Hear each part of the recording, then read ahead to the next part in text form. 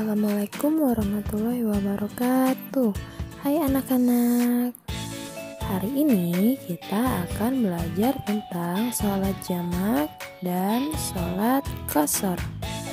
Nah, untuk pembelajaran hari ini kita akan membahas tentang sholat jamak saja ya. Sebelum kita belajar, marilah kita mengucapkan basmalah. Bismillahirrahmanirrahim. Masuk ke pembahasan sholat jamak. Di sini ada kata jamak. Jamak itu apa sih artinya? Ya, jamak ini artinya kumpul atau gabung. Jadi, sholat jamak adalah dua sholat fardu yang dikerjakan dalam satu waktu atau digabungkan. Ibu ulang ya. Jadi, sholat jamak adalah dua sholat fardu yang dikerjakan dalam satu waktu atau digabungkan. Oke, sekarang kita perdalam lagi. Apa sih maksud dari pengertian sholat jamak? Di sini udah Ibu tampilkan lagi pengertian sholat jamak ya. Sholat jamak adalah dua sholat fardu. Nah, sholat fardu di sini teman-teman masih ingat kan? Ada apa aja? Ya, ada sholat subuh, zuhur, asar, maghrib, dan isya. Itu sholat fardu. Nah, selanjutnya yang dikerjakan dalam satu waktu atau digabungkan. Nah, tadi di awal pembahasan sudah dibahas ya, sholat jamak. Jamak itu artinya kumpul atau gabung. Nah, maka dari itu, sholat fardu yang tadi sudah Ibu jelaskan dikerjakan atau digabung dalam satu waktu.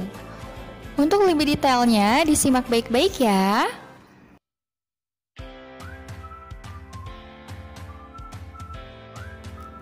Seperti yang tadi dibahas ya, sholat fardu itu ada sholat subuh, zuhur, asar, maghrib, dan isya.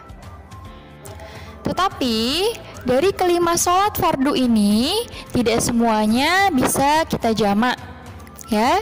Yang bisa kita jamak hanya sholat zuhur dan asar, maghrib dan isya.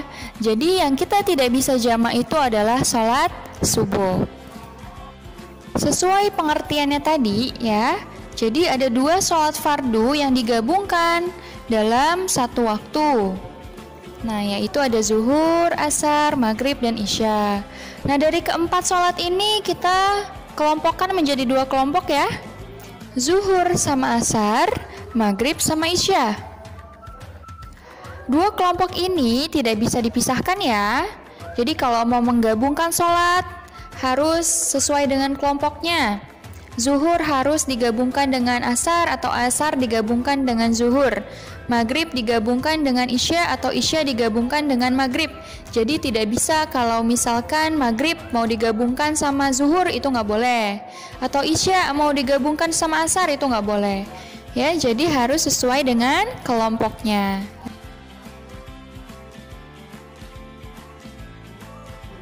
Oke, lanjut. Dilihat dari pelaksanaan sholat jamak ini, sholat jamak dibagi menjadi dua. Ada jamak takdim, ada juga jamak takhir. Jamak takdim artinya menggabungkan dua sholat dan mengerjakannya pada waktu sholat yang pertama. Ya, harus diingat ini pada waktu sholat yang pertama. Ibu mau kasih contoh. Tadi ada dua kelompok ya. Kita pakai kelompok yang pertama dulu nih. Ada sholat zuhur sama ada juga sholat asar. Ya, zuhur dan asar. Zuhur sama sholat asar ini waktunya duluan sholat mana yo? Ya, duluan sholat zuhur ya. Zuhur siang, asar dikerjakannya sore sekitar jam 3 sampai jam setengah 4. Ya. Jadi kalau misalnya mau mengerjakan sholat jamak takdim, mengerjakannya pada waktu sholat yang pertama, yaitu zuhur. Karena zuhur kan duluan ya dari asar ya. Makanya nanti ketika kamu mau menjamak sholat zuhur dan sholat asar takdim, kamu mengerjakan sholat asarnya di waktu sholat zuhur gitu. Nah, selanjutnya jamak takhir. Ya, menggabungkan dua sholat dan mengerjakannya pada waktu sholat yang kedua. Kalau tadi jamak takdim waktu sholat yang pertama. Nah, sekarang jamak takhir yang kedua. Nah, sholat jamak takhir ini kebalikannya dari sholat jamak takdim nih yang tadi. Ya, kalau takdim yang pertama, kalau ini yang takhir di waktu sholat yang kedua. Contohnya menggabungkan sholat maghrib dan sholat isya.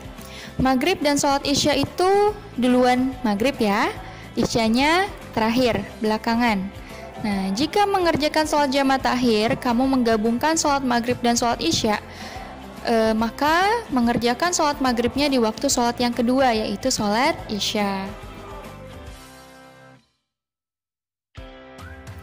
Terakhir, kapan atau apa sih sebab-sebab kamu melaksanakan sholat jamak?